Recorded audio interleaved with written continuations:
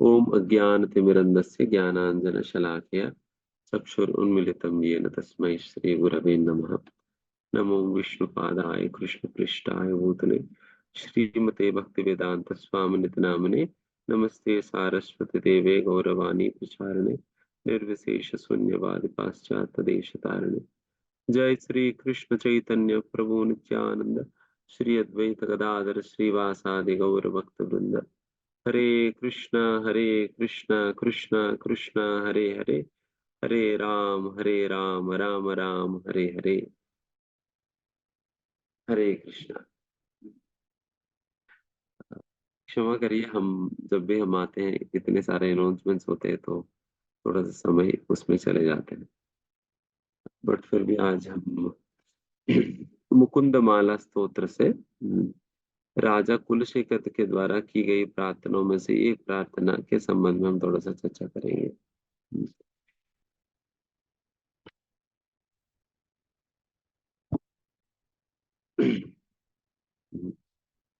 ये बहुत ही सुंदर प्रार्थनाओं की श्रृंखला है, ये जो मुकुंद माला स्तोत्र। ये राजा कुलशेखर पहले तो एक राजा थे, बाद में जाकर वो श्रीरंगम में जाकर वो भगवान श्री रंगनाथ जी के आश्रय प्राप्त करते हैं। फिर वहां पर ही रहकर फिर वो अपना साधन भजन अभ्यास करते हैं। तो उसी दौरान उन्होंने अनेक ग्रंथों का रचना किया है, जिसमें बहुत ही महत्वपूर्ण ग्रंथ है मुकुंद माला स्तोत्र। जिसमें भगवान श्री मुकुंद को उद्देश्य करते हुए, भगवान श्री कृष्ण को उद्देश्य करते हुए अनेक प्रार्थनाएं इसमें राजा कुलशेखर अपना भावनाओं को व्यक्त करते हुए दिया हुआ है। उसी के अंतर्गत एक प्रार्थना है।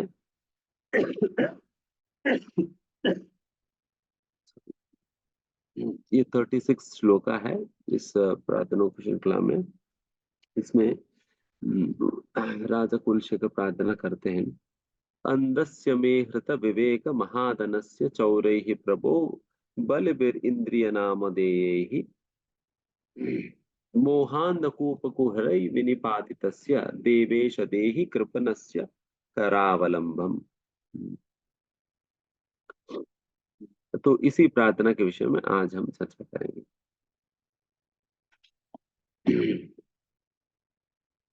एंड यहाँ से भी एंड फिर मना शिक्षा करके एक शिला रघुनाथ दास गोस्वामी के द्वारा रचित एक बहुत ही सुंदर ग्रंथ है मना शिक्षा।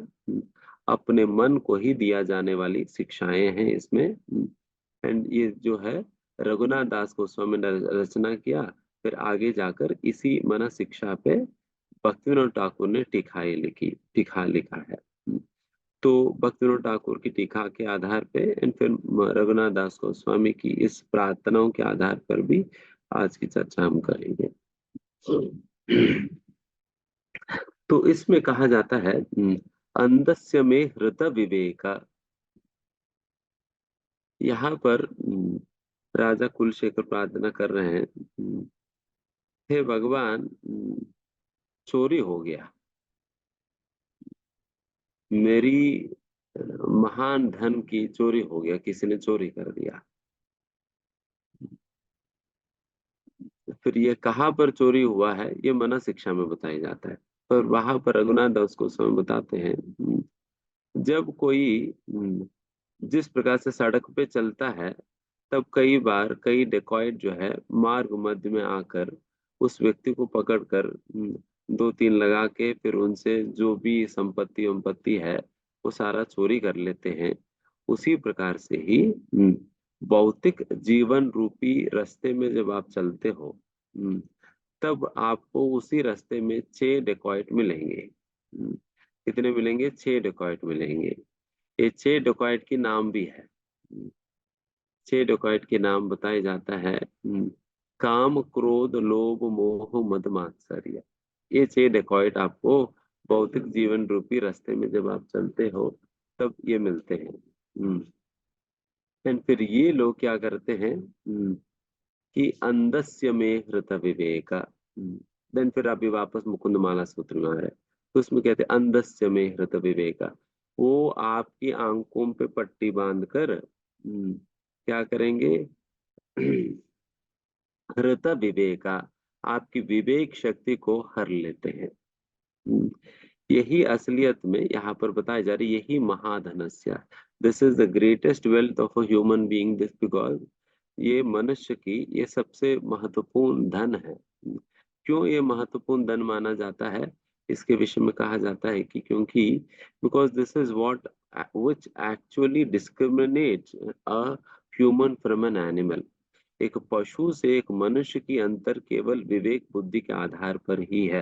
क्योंकि हमारे अंदर विवेक बुद्धि है, और विवेक शक्ति का मतलब है अच्छे बुरे में व्यत्यास कर पाना, सही गलत में व्यत्यास कर पाना। मनुष्य के अंदर ये विवेक शक्ति एक चीज है जो कि उनको पशुओं से अलग करती है। बाकी अन्य आहार, भय, निद्रा, मैथुन, ये चारों कार्य तो पशु और मनुष्यों में तो समान है ही। अगर इन चारों कार्यों का अगर विश्लेषण करें तो हमसे बेहतर तो पशु ही है। हम जितना खा सकते हैं उससे कई गुना ज्यादा पशु खा सकती है। हम जितना सो सकते हैं उससे कई गुना ज्यादा पशु सो सकती है। हम 8 घंटे के बाद सोने के बाद भी नींद नहीं आएगी। एक थाली खाने के बाद दूसरा थाली हम नहीं खा पाएंगे। वही अगर हाथी को लगा दिया जाए, वो तो 50 की 50 किलो एक ही मील में निपटा लेती है। तो अगर उस प्रकार से देखा जाए, पशु तो हमसे बहुत ही बेहतर है, अगर वो केवल आहार, भय, निद्रा, मैथुन की बातें करे तो। हम्म, तो इसलिए पशु और हम में अंतर केवल विवेक बुद्धि का है। और ये विवेक शक्ति अच्छे बुरे में अंतर करने की जो सामर्थ्य है, एंड इस प्रकार के सामर्थ्य को ये चुरा लेते हैं। एंड फिर यहाँ पर मुकुंदमाला स्तोत्र में तो इसी को ही एक अलग ढंग से विवरण देते हैं राजा कुलशेखर। यहाँ पर बताते हैं कि कौन चोरी करते हैं। वहां पर तो कहा गया है ये 6 अनर्थ चोरी करते, काम, क्रोध, लोभ, मोह, मद, मात्सर्य, ये मना शिक्षा में बताइए। और वेराज मुकुंदमाला स्तोत्र में बताया जाता है कौन चोरी करते हैं। ये एक अलग ढंग से बताते राजा कुलशेखर। चोरे ही प्रभु, हे भगवान मुझे पता चल गया कौन चोर है, कौन है। चोरे ही प्रभु इंद्रिय नाम देही, इनका नाम भी मुझे पता है। ये कौन है, बलि भी ही, बहुत ही बलवान है। एंड ये कौन, इंद्रिय नाम देही, इंद्रिय नामक ये चोर है, बहुत ही बलशाली है। और इतना बल है, मेरे को हरा कर इसने मेरी विवेक बुद्धि को हर लिया है। इसने मेरी विवेक बुद्धि को हर लिया हुआ है। एंड इसी बात को हम भगवत गीता में भी देख सकते हैं। इसी बात को भगवत गीता में भी देख सकते हैं। वहां पर भी कहा जाता है कि आवृतम ज्ञान में तेना, ये काम के विषय में कहते हुए भगवान स्वयं कहा है। काम वासनाओं के विषय में कहते हुए भगवान ने कहा है कि आवृतम ज्ञान में तेना, ये ज्ञान को ढक लेती है ये काम वासना, या ज्ञान को चोरी कर लेती है। ये काम वासना जो है ज्ञान को चोरी कर लेती है। एंड उसी प्रकार से अन्य जगह भी ये भी बात कहा गया ना, कामस्तास्तर हृत ज्ञाना, काम वासनाएं, एक व्यक्ति के अंदर काम वासनाएं उनकी ज्ञान को हर लेती है करके, हृत ज्ञाना। तो इस प्रकार से अनेक जगह भगवत गीता में भी यही बात कहा गई है। तो भगवत गीता, मुकुंदमाला स्तोत्र और मन शिक्षा, तीनों में एक ही बात कहा जा रहा है, किस प्रकार से हमारा ज्ञान को, विवेक बुद्धि को, ये इंद्रियों में, बिकॉज ये काम वासना कहाँ पर रहती है, इसके विषय में भगवत गीता में क्या कहते हैं, तीसरा अध्याय में वहां पर बताते हैं कि इंद्रियानि मनोबुद्धिर अस्य अधिष्ठानम उच्यते। इंद्रियों पे और मन में और बुद्धि में, इन 3 स्थानों में काम वासना रहती है। तो उस प्रकार से इंद्रियों में रहने वाली ये जो काम वासना जो जो है, ये हमारे विवेक बुद्धि को हर लेती है, और विवेक बुद्धि को हर के हमें अंधा बना देती है। और उतना ही नहीं, जैसा जब कोई चोर हमारे घर पे आते हैं या किसी घर पे आते हैं, हालांकि हम प्रार्थना करते नहीं आए, बट फिर भी आ जाते हैं। जब आते हैं तो फिर क्या करते, केवल चोरी करके नहीं जाते। अगर चोरी करके अगर चले जाए अपनी स्थान, देन फिर आप क्या करेंगे, आप चिल्लाएंगे ना, अरे चोर चोर चोर चोर करके चिल्लाएंगे, सभी लोगों को पता चल जाएगी और उनकी पिटाई होगी। तो ये बात जानते हैं चोर। इसलिए वो क्या करेगा, वो जाने के पहले सबसे पहला आपकी पिटाई करेगा। आपको कुछ ना कुछ करेगा। इधर आपकी पिटाई करेगा, या नहीं तो आपको बांध देगा, या आपके आंखों पर पट्टी बांध देगा, या आपके मुंह में कपड़ा डाल देगा, कुछ ना कुछ इस प्रकार से करके ही जाएगा। क्योंकि उनको पता है कि अगर आपको वैसे ही छोड़कर चले जाएंगे तो फिर आप चिल्लाते रहेंगे। तो इसलिए चोर क्या करेगा। यहाँ पर राजा कुलशेखर बताते हैं कि मोहान कूप कुहरई विनिपाति तस्या। मोह रूपी इल्यूजन, भ्रम, मोह, मोह रूपी अंधकूप में मुझे ढकेल दिया इसने। हम्म, ये इंद्रियों ने एक तो चोरी कर लिया मेरे विवेक शक्ति को, दूसरा मुझे मोह रूपी अंधकूप में मुझे ढकेल कर फेंक दिया उसमें। ताकि मेरी आवाज कहीं तक भी पहुंच न पाए। मोहांधकूप कुहरे भी नहीं पाते तस, इस प्रकार की अंधकूप में मुझे डाल दिया। एंड इसको कहा जा रहा है ये अंधकूप है। कूप मतलब वेल है, कुआ। एंड फिर ये कैसा कुआ है? अंधकूप है। ये अंधा कुआ है। अंधा कुआ है जिसमें प्रकाश तक भी नहीं पहुंचता है। ये कुआ अंधा कैसे बनते हैं? सूरज की प्रकाश से पहुंच जाना चाहिए था। ये अंधा कुआं की कॉन्सेप्ट जो है, ये बेसिकली ये जंगल में होता है। हम्म, जंगल में होता है क्योंकि जंगल में कई बार पेड़ इत्यादि वो इतने डेंस होते हैं कि जिसकी वजह से फिर सूरज सूरज की रश्मि भी अंदर तक पहुंच नहीं पाती है, जिसकी वजह से वो कुआं, जो कुआं खोदा गया, वहां पर जो गड्ढा खोदा गया है, वो अंधा ही रह जाता है। या अलग प्रकार से भी होता है कि कई बार कुएं कई दिनों तक, कई सालों तक जब उसकी प्रयोग नहीं होता है, उस कुएं में बड़े बड़े घास उग जाता है। और इतना बड़ा बड़ा घास उग जाता है ऊपर ऊपर से कि फिर अंदर अंदर अंदर जो है, उस घास के कारण वो अंदर अंदर वो अंधकार रह जाता है। उस प्रकार से उस कुआ, कई बार जब लोग चलते हैं उसी रास्ते में, उस जंगल में उस रास्ते में जब चलते हैं, लोगों को पता नहीं चलता ये घास ही है, ये घास के नीचे कुछ कुछ कुआ भी है करके पता नहीं चल पाता है। तो इसलिए कई बार उसके ऊपर अनजाने में पैर रख देते हैं। पैर रख जाने के कारण वो व्यक्ति अंदर उस कुआ के अंदर ही गिर जाता है, एंड कुआ के अंदर गिरकर वहां फंस जाता है। इस प्रकार से फंस जाते हैं लोग। बिकॉज इस कुआ है या नहीं दिखाई नहीं पड़ता, इसलिए यहाँ पर ऐसा अंध कुआ को यहाँ पर राजा कुलशेखर मोहांध कूप कुहरे, मोह से तुलना कर रहे हैं। ये इल्यूजन है, भ्रमित है। ये मुझे भ्रमित, मैं भ्रमित हो जा रहा हूँ, यहाँ पर घास है करके मैं भ्रमित होकर मैं पैर रख दिया और गिर गया कुआ में। हम्म, इसलिए इसको कह रहे हैं कि मोहांध कूप कुहरे भी निपाति तस्या। इस प्रकार से मैं अंधा कुआं में गिर गया। तो फिर अभी ऐसा अंधा कुआं में जो गिर गया है, फिर उनकी रक्षा कहाँ होगी, कैसे हो पाएगी? एंड इस प्रकार के अंधा कुआं का रेफरेंस भी प्रहलाद महाराज का भी प्रार्थनाओं में आता है, प्रहलाद महाराज की शिक्षाओं में आता है। वहां पर भी वहां पर किसको अंधकूप से तुलना किया जाता है? गृहांधकूप को हो रही। ग्रह को, घर, गृहस्थ जीवन को, या ग्रह मेधी जीवन को।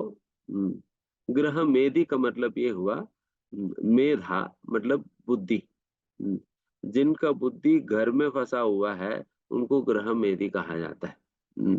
जिनकी बुद्धि घर में फंसा हुआ मतलब केवल घर को चलाने में ही, घर की राशन पानी देखने में, घर की घर की इलेक्ट्रिसिटी बिल भरने में, घर की लोगों को संभालने में, बेटे बच्चों को पालने में, केवल इन्हीं ही चीजों में जिनकी बुद्धि हमेशा लगा रहता है, उनको कहा जाता है ग्रह मेधी। बिकॉज उनकी मेधस जो है ग्रह में ही फंसा हुआ है। तो वैसा ग्रह मेधियों के जीवन को यहाँ पर कहते हैं कि ये तो अंधकूप है। ये तो अंधकूप है, गिरने के बाद निकलने का कोई मौका नहीं है। क्योंकि अगर आप सोचो कि अगर ऐसा गहन जंगल में, अगर ऐसा अंधा कुआं में अगर गिर जाए, वहां पर बचाएगा कौन? आपकी आवाज सुनेगा भी कौन? कोई नहीं बचा पाता। हम्म, इसलिए वैसा कुआं से तुलना किया गया है। मोहांध कूप को भराई, विन पाति तस्या। देन फिर ऐसा कुआं से बचाएगा कौन? एक ही व्यक्ति बचा पाएगा, एक ही व्यक्ति तक आपकी आवाज पहुंच पाएगी। बाकी वहां पर कोई जनता नहीं है, कोई नहीं, कोई नहीं, बस एक ही व्यक्ति बचा पाता है। वो कौन है? भगवान स्वयं है, बस। उनके अलावा और कोई नहीं बचा पाएगा। तो इसलिए वहां पर आगे लास्ट में राजा कुलशेखर प्रार्थना करते हैं, देवेश देहि कृपणस्य करावलंबम। हे देवेशा, हे देवताओं के ईश, हे भगवान श्री कृष्ण। देवताओं के ईश कौन है? देवताओं का स्वामी कौन है? भगवान श्री कृष्ण है। हे भगवान श्री कृष्ण, आपसे हमारी यही प्रार्थना है, देहि कृपणस्य, इस कृपण व्यक्ति को आप अपने करावलंबम, आप अपने हाथ बढ़ाकर मुझे इस कुआं से बाहर निकाल दो। मैं फंस गया, मैं फंस गया भगवान, फंस गया। मुझे यहाँ से निकाल दो बाहर। मैं अपने आप से तो निकल नहीं पा रहा हूँ। क्या अंधकुआं से हम अपने आप से निकल पाएंगे? नहीं निकल पाएंगे। ये तो भगवान की मदद चाहिए। हम भगवान से प्रार्थना करें, भगवान इस अंधकुआं से हमें बाहर निकाल दो, हम अपने आप से निकल नहीं पा रहे। हम ऊपर से तो बहुत कृपण व्यक्ति भी है। यहाँ पर कृपण शब्द की अर्थ क्या है? कृपणा मतलब कंजूस व्यक्ति है। कृपणा मतलब कंजूस व्यक्ति है। और ब्राह्मणा मतलब उदार व्यक्ति है। और कृपणा इसलिए कहा जाता है, कृपणा उन लोगों के लिए ये शब्द उपयोग किया जाता है जिनको मनुष्य जीवन मिलकर भी भक्ति नहीं करते हैं, उनको कृपणा कहा जाता है। कृपणा मतलब कंजूस, जैसे मैंने कहा ना, कंजूस व्यक्ति क्या करता है? उनके पास खूब सारे धन होते हुए भी धन की प्रयोग नहीं करता है। हम्म, उनके पास खूब सारा धन है, बट फिर भी धन की प्रयोग नहीं करता। हम्म, तो ऐसा व्यक्ति को कंजूस कहा जाता है। हम्म, तो उसी प्रकार से यहाँ पर कृपण का मतलब ये हुआ कि वो व्यक्ति जिनके पास मनुष्य जीवन रूपी महाधन है, सत्संग रूपी महाधन है, भक्तों की संगति भी है और भक्ति करने का मौका भी है, मनुष्य जीवन भी है। ये सब कुछ होते हुए भी जो इस मौके की फायदा उठाकर भगवान की भक्ति गंभीरता से नहीं करता है, उस व्यक्ति को कहा जाता है ये तो कृपण है। और राजा कुलशेखर कह रहे कि मैं तो वैसे ही कृपण हूँ जो कि अभी तक मैं अपना मनुष्य जीवन को ढंग से आपकी भक्ति करने के लिए उपयोग नहीं कर सका। जिस प्रकार से हमारे आचार्य नरोत्तम दास ठाकुर गाते हैं, हरि हरि विफल जन्म गुआइनु। हे हरि, मैं अपना मनुष्य जीवन को मैंने व्यर्थ ही गंवा दिया है। मनुष्य जीवन को आपकी भक्ति करने के लिए दिया गया था, बट इसको तो मैंने व्यर्थ गंवा दिया। मैं उसकी सही प्रकार का प्रयोग नहीं किया। उसी प्रकार से कहते हैं ना, दुर्लभ मानुष जन्म, जन्म सत्संगे। इस दुर्लभ है, मनुष्य जीवन ही दुर्लभ है, उसके अंदर सत्संग मिलना और दुर्लभ है। अब जस्ट मैं गिनाता हूँ कितना दुर्लभ है मनुष्य जीवन, जो अभी हमारे पास जो मौका मिला हो कितना दुर्लभ है। जैसा कि एक चतुर्युग में 42 लाख साल है। 42 लाख ईयर्स मेक्स वन चतुर्युगा, महायुग जिसे कहा जाता है। एंड 1000 सहस्त्र युग पर्यंतम, 1000 चतुर्युग मिलकर एक ब्रह्मा जी का दिन है, और उतने ही ब्रह्मा जी का रात है। तो 2000 चतुर्युग हो गया। 2000 इंटू 42 लाख साल makes one day of Brahma. And उस दिन, उस ब्रह्मा जी के एक दिन में एक बार ही श्री चैतन्य महाप्रभु आते हैं। जिस जिस चतुर्युग में भगवान श्री कृष्ण आते हैं 27th मनवंतर में, उसी 7वां मनु की 27th मनवंतर साइकिल में जो ब्रह्मा जी आते हैं, जो भगवान आते हैं श्री कृष्ण, उसी चतुर्युग की कलयुग में श्री चैतन्य महाप्रभु आते हैं। एंड चैतन्य महाप्रभु आने से लेकर 10,000 साल, इसको धन्य कलयुग कहा जाता है। कलयुग के अंतर्गत ही एक हिस्सा है धन्य कलयुग। ये 10,000 साल की व्यवधि है, चैतन्य महाप्रभु से शुरुआत होगी। एंड इस 10,000 साल की व्यवधि में ही ये संकीर्तन आंदोलन रहता है। संकीर्तन आंदोलन जो श्री चैतन्य महाप्रभु के द्वारा युग धर्म के रूप में स्थापना की गई है, ये जो महत्वपूर्ण संकीर्तन आंदोलन, ये 10,000 साल ही रहता है। एंड ये 10,000 सालों में हालांकि कितने सारे लोग, कितने सारे जीव, कितने योनियों में, 84 लाख योनियों में जन्म ले रहे हैं। 84 लाख योनियों में के, केवल 4 लाख योनियां हैं मनुष्यों की। उन 4 लाख योनियों में हमें जन्म मिल गया, एंड वो भी इन्हीं 10,000 सालों में। ये लगभग उतना दुर्लभ है जितना दुर्लभ एक सुई को, एक रेती को समुद्र में डालने के बाद वापस वही रेती मिल पाना कितना दुर्लभ है, उतना दुर्लभ है हमें इस धन्य कलयुग में हमें ये मनुष्य जीवन मिल पाना। धन्य कलयुग ये केवल 10,000 साल की व्यवधि है। इतने करोड़ों करोड़ों सालों में केवल 10,000 साल ही है। एंड ये 10,000 सालों में हमें मनुष्य जीवन मिल गई। पता नहीं कौन सा लॉटरी लग गया। अभी वैसे तो लग गया, तो लग गया, अभी लग भी गया। एंड फिर इतने सारे मनुष्यों में कितने सारे लोग हमारा श्रील प्रभुपाद जी के आंदोलन से जुड़ा है, बताओ। आज श्रील प्रभुपाद जी तो प्रवचन में सुन रहा था, उसमें प्रभुपाद जी बहुत गर्व के साथ बोल रहे हैं। प्रभुपाद जी कहते हैं, with all pride I declare this that our movement is the only movement which is propagating Krishna consciousness in this entire earth. हमारा आंदोलन ही एकमात्र ऐसा आंदोलन है जो कि कृष्ण भावना अमृत की प्रचार कर रही है। ऐसा प्रभुपाद जी बहुत गर्व के साथ बोल रहे थे।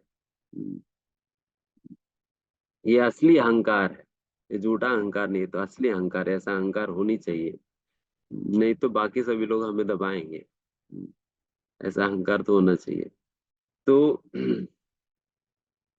तो इस प्रकार से राजा कुलशेखर, पर इस प्रकार से ये बहुत ही महत्वपूर्ण मौका हमें मिला है। और ऐसा अद्भुत और बहुत ही दुर्लभ मौका जो हमें मिला है मनुष्य जीवन के रूप में और सत्संगति के रूप में, ये जो दुर्लभ मौका मिला है, अगर इस दुर्लभ मौका को अगर फायदा नहीं उठाया जाए, देन ऐसा लोगों के विषय में क्या कहा जाए। कृपणा तो छोटा शब्द हो जाएगी। कृपणा तो छोटा शब्द हो जाएगी। इसलिए whatever it takes to practice Krishna consciousness in this very life, one has to do everything and anything and everything. जो कुछ भी करना पड़े वो करके कृष्ण भावनामृत में सफल होने का प्रयास करनी चाहिए। इसलिए श्रील प्रभुपाद अक्सर कहा करते थे, definitely unfortunate are those who haven't gotten the chance to come to Krishna consciousness, but even unfortunate are the ones who, having gotten the opportunity, are not availing the opportunity to become Krishna conscious. निश्चित रूप से वो बहुत ही अभागी है वो लोग जो कृष्ण भावनामृत में नहीं आ सके। बट उससे भी अभागी वो लोग हैं जो कृष्ण भावनामृत के आंदोलन से जुड़ने का मौका मिलने के बाद भी गंभीर होकर इस आंदोलन को स्वीकार नहीं करते हैं, गंभीर होकर इस नाम जप को स्वीकार नहीं करते हैं, गंभीर होकर श्रवण पठन को स्वीकार नहीं करते हैं, गंभीर होकर साधु संगति को स्वीकार नहीं करते हैं। वे तो और भी अभागी है। तो वैसा अभागी लोगों को ही कृपणा कहा जाए। ये तो कंजूस है, ये तो कंजूस है जिसने अपने मनुष्य जीवन को, अपनी दुर्लभ संगति को फायदा नहीं उठाया।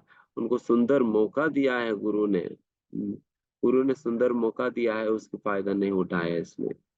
तो इस प्रकार से बहुत कृपण व्यक्ति है ये करके यहाँ पर राजा कुलशेखर अपने विषय में कह रहे, अपने विषय में कह रहे। ये तो ये इन लोगों की ऐसा, आइडियली तो राजा कुलशेखर तो कृपण तो है नहीं, ये तो अलवार है। अलवार मतलब, अलवार शब्द का ही अर्थ है वन हु इज एब्जॉर्ब्ड और one who is ड्राउन्ड in devotion. जो व्यक्ति डूब गया है, भक्ति में डूब गया, जो भक्ति में डूब गए उनका अलवार कहा जाता है। तो ये अलवार है राजा कुलशेखर, इसे कुलशेखर अलवार कहा जाता है। तो वैसा अलवार होते हुए भी अपने विषय में इस प्रकार से कहते हैं कृपा ना करके। ये लोग इसलिए इस प्रकार से कहते हैं। एक बार राधा गोस्वामी महाराज जी बताते हैं, बता रहे थे, ये जैसे कृष्णदास कविराज गोस्वामी कहते हैं ना, मैं तो मुई पापिष्टी, मैं इतना पापिष्टी जीव हूँ। राजा ये कृष्णदास कविराज गोस्वामी कहते चैतन्य जगत, मुई पापिष्ट, मैं इतना पापिष्ट हूँ, मेरे नाम लेने मात्र से एक व्यक्ति के सारे सारे पुण्य धुल जाता है। पाप नहीं धुलता है, सारा पुण्य धुल जाता है, सारा पुण्य उड़ जाता है। अगर कोई बाई मिस्टेक अगर मेरे नाम के स्मरण कर ले ना, तो उनकी सारा पुण्य जितना भी उन्होंने इकट्ठा किया आज तक, वो सारा धुल जाएगी, खत्म हो जाएगी। और फिर कहते हैं कि मैं इतने निकृष्ट व्यक्ति हूँ कि मैं तो एक मल के अंदर पड़ा हुआ कीड़ा से भी नीच व्यक्ति। एंड फिर कहते हैं कि तो रूप और सनातन गोस्वामी तो कहते हैं तो हम तो जगाए मदा से भी करोड़ों करोड़ों गुना पापिष्ट है। ऐसे इन लोगों की भावना। एक बार राधा गोस्वामी महाराज जी इन्हीं बातों को एक्सप्लेन करते हुए बताते हैं, ऐसा नहीं कि ये तो दिखावा कर रहे हैं, ये तो सही में अपने अंतरंग में इस प्रकार से अनुभव कर रहे हैं कि हम वैसे ही है। क्यों इस प्रकार से अनुभव करते हैं? Because the gravity with which they consider every mistake with such seriousness. उनके द्वारा की गई हर एक छोटे से छोटे गलती को भी वो कितना गंभीरता से लेते हैं। उसकी वजह से उनको लगता है कि अगर एक क्षण के लिए भी भगवान को भूल जाए ना, उनको लगता है कि इस दुनिया के अंतर्गत सबसे बड़ा पापी तो हम ही हैं। हम इस क्षण में भगवान को भूल गए, भगवान को याद नहीं की। और उनसे अगर छोटा सा छोटा गलती भी हो जाए, जैसा कि माधवेंद्र पुरी ने बस उनके मन में इतना स्मरण ही आया था कि मुझे ये अमृत केली खीर भगवान को भोग लगने के पहले खा लेना चाहिए करके, एक बार स्वाद तो मिल जाए करके, उनको उनके मन में बस विचार विचार ही आया था, किया भी नहीं, केवल बस विचार आया था। उतने को ही वो उतना सीरियसली ले लिया कि वो फिर चले गए थे वहां, मंदिर छोड़कर चले गए। तो इस प्रकार से छोटे गलतियों को भी ये लोग बहुत गंभीरता से लेते हैं। तभी ये अपने आप को ये इस प्रकार से कहते हैं, मैं कृपण हूं, मैं बहुत पापिष्ट हूँ, इस प्रकार से हो करके। तो इस प्रकार से राजा कुलशेखर भगवान से प्रार्थना कर रहे, भगवान आप अपनी हाथ बढ़ाकर मुझे इस घोर इस अंधकुआ से मुझे ऊपर उठाइए, मुझे ऊपर उठाइए करके ये प्रार्थना कर रहे हैं। ये राजा कुलशेखर हमारी ओर से प्रार्थना कर रहे हैं। हमें भी भगवान से इसी प्रकार की प्रार्थना करनी चाहिए, कि भगवान हमें ऊपर उठाइए, हम फंस गए हैं, हम यहाँ से फंस गए, हम आपकी सहायता के बिना हम नहीं निकल सकते हैं। And this is the same mood that Chaitanya Mahaprabhu expresses in Shikshashtakam. Shikshashtakam में भी इसी प्रकार की भावना व्यक्त करते हैं। वहां पर भी कहते हैं कि पांचवा श्लोक का क्या है?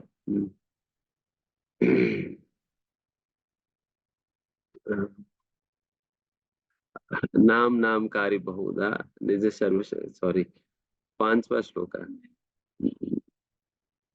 उसके पहले। मुझे याद नहीं। ठीक है, जो भी है, अभी तो याद नहीं आ रहे। उसमें यही बताते हैं कि भगवान मुझे आप यहाँ से ऊपर उठाइए, मैं फंस गया, मैं अनर्थ रूपी सागर में गिर गया। महा अनर्थ सागरम, ये कई और एक आचार्य बताते, महा अनर्थ सागर, महा अनर्थ सागर में मैं गिर गया, यहाँ से मुझे ऊपर उठाइए करके, है ना। तो इस प्रकार से हमें प्रार्थना करनी चाहिए। वैसे तो भक्तिविनोद ठाकुर कहते हैं, ये शिक्षाष्टकम के अंतर्गत जो दूसरी श्लोका है और पांचवा श्लोका है, ये दोनों श्लोका ये सबसे बेहतर, मतलब सबसे बेस्ट भावना है एक साधक की स्थिति में नाम जप करने के लिए। दूसरी श्लोका और पांचवी श्लोका, तो इसलिए दोनों श्लोकों को हमें स्मरण करते हुए नाम जप करनी चाहिए। ठीक है, इसका कोई अंत नहीं है, तो यहाँ पर समाप्त करते हैं। 7:30 हो गया। धन्यवाद। हरे कृष्णा कृष्णा कृष्णा हरे हरे, हरे Ram Ram Ram Hare Hare. Thank you so much for your patient hearing. And बहुत बहुत धन्यवाद प्रभु जी आज के टॉक के लिए। समय हो चुका है, बट यदि किसी भक्त के प्रश्न है तो एक प्रश्न हम ले सकते हैं। यदि आज के टॉक के संबंधित किसी का कोई प्रश्न है, चैतन्य प्रभु से पूछना चाहते हैं तो हैंड रेस कर सकते हैं। सीता ठाकुरानी माता जी, अनम्यूट करके बोलिए। Hare Krishna Prabhuji, my voice is coming. हाँ, Thank you for reminding us such beautiful shloka. Ayi nande tanuj kinkaram patitam mahapishvara. Thank you. Kripaya tap pankaj smriti tuli vichintaya. And I just want to ask you कि अंधकूप में इतना जो गिर गए हैं या गए हैं, सो आपने बताया कि भगवान के नाम को पुकारना चाहिए. So what is the mood or attitude that we can loudly chant the name of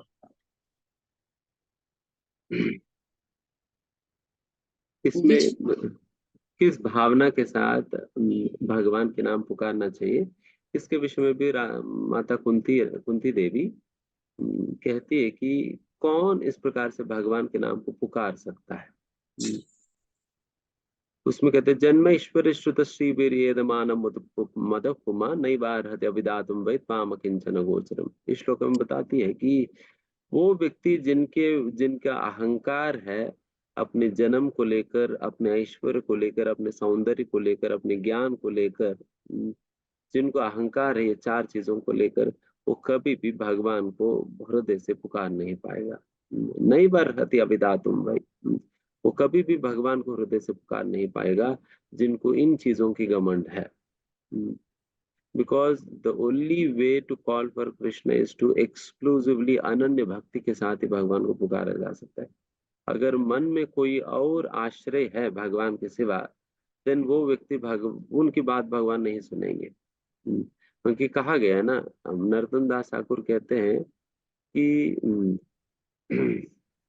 ताहार प्रार्थना सुनी श्री नंद कुमार। उन्हीं व्यक्ति का प्रार्थनाओं को श्री नंद कुमार भगवान श्री कृष्ण सुनने वाले हैं। षड विद शरणागति, जिनके अंदर षडंग शरणागति का लक्षण जिनके अंदर प्रकट है, उन्हीं का पुकार भगवान सुनने वाले हैं। बाकी सभी लोगों को सुनेंगे और साइड कर देंगे। ठीक है, इस प्रकार की पुकार तो बहुत हमने सुना है, दोबारा ट्राई करो। तो इस प्रकार से भगवान छोड़ेंगे। बट उस व्यक्ति का पुकार तो ध्यान से सुनेंगे जिनके अंदर ये षडंग शरणागति लक्षण प्रकट है। अनुकूल संकल्पम प्रतिकूल वर्जनम रक्षिष। If at all if you are having any other shelter other than Krishna, भगवान श्री कृष्ण के नाम के सिवा अगर हमें लगता है मेरे जीवन में दूसरा कोई और आश्रय है, देन वो तो पुकार नहीं पाएगा। वो एक्सक्लूसिविटी कभी नहीं आएगी। ये एक्सक्लूसिविटी ये पुकार में नहीं होता, ये तो भावना में होती है। वो उस पुकार के पीछे जो भावना छुपा हुआ है, जो दिखता नहीं है, एंड वो देखते भगवान। जो दिखता नहीं वो देखते हैं। बाकी सारा दुनिया तो वही उसी में ही फंस जाती है जो दिखता है। बट भगवान तो वो देखने वाले हैं जो हमें जो दिखता नहीं है, वो भावना है। भावग्राही जनार्दन। तो इसलिए this is the mood, exclusive shelter of the Lord, पूर्ण रूप आश्रय भगवान की। एंड इसी को ही भगवान अनेक अनेक जगह बारंबार हमें स्मरण दिलाते और एम्फसाइज करते हैं कि कृष्ण एक शरणम अहम ताम सर्व पापेभ्यो मोक्षयिष्यामि मां शुचः सर्वधर्मा परित्यज माम एकम शरणं व्रज और त्यक्त्वा स्वधर्मम शरणाम्बुजम हरे। इन सारे श्लोकों में एक्सक्लूसिव शेल्टर ही बारंबार भगवान रेकमेंड करते हैं। Unless and until this is there nobody can ever call out. इसलिए रूप गोस्वामी कहते हैं वो एक नाम के लिए हम ये सारा नाम ले रहे हैं, जो नाम उस प्रकार से एक्सक्लूसिवली हम भगवान को पुकारेंगे, एक्सक्लूसिवली भगवान को पुकारेंगे। तो इसलिए भगवान, ठीक है, धन्यवाद। हरे Krishna. Thank you so much. तो आइए उसी भगवान के नाम को पुकार कर जैसे प्रभु जी अंत में कहे एक्सक्लूसिवली उस भाव से पुकारेंगे, तो प्रभु जी का आभार व्यक्त करते हुए उस भाव से भगवान का नाम लेते हुए हम आज के सत्र को विराम देते हैं। हरे कृष्ण कृष्ण कृष्ण हरे हरे, हरे राम राम राम हरे हरे। श्री हरिनाम प्रभु की जय। हरे कृष्ण महामंत्र की जय। श्रील प्रभुपाद की जय। परम पूज्य श्री लोकनाथ स्वामी गुरु महाराज की जय। वाञ्छाकल्पतरुभ्यश्च कृपा सिन्धु एव च पतितानां पावनेभ्यो वैष्णवेभ्यो नमो नमः। अनंत कोटि वैष्णव वृंद की जय।